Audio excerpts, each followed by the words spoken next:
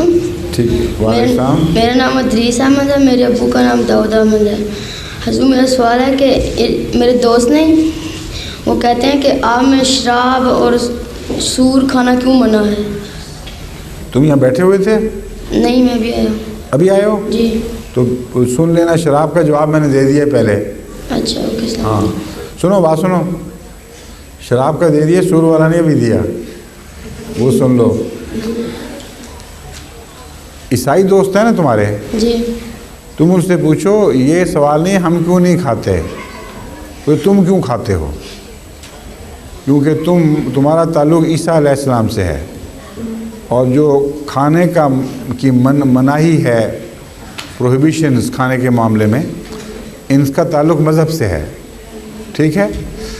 इसलिए हज़रत मूसा के ज़माने से जो शरीयत चल रही है तुम्हारी, मूसवी शरीयत, उसमें सूअर हराम है। ठीक है? हज़रत ईसा अलैहिस्सलाम फरमाते हैं कि मैं तौरात का एक शोशा भी तब्दील करने के लिए नहीं आया, मनसूख करने नहीं आया।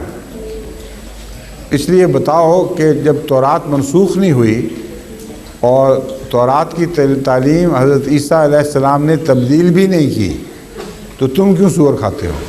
अच्छा। समझे हो? बजाय इसके कि वो तुम पर सवाल करें, उल्टा उन पर चढ़ जाओ।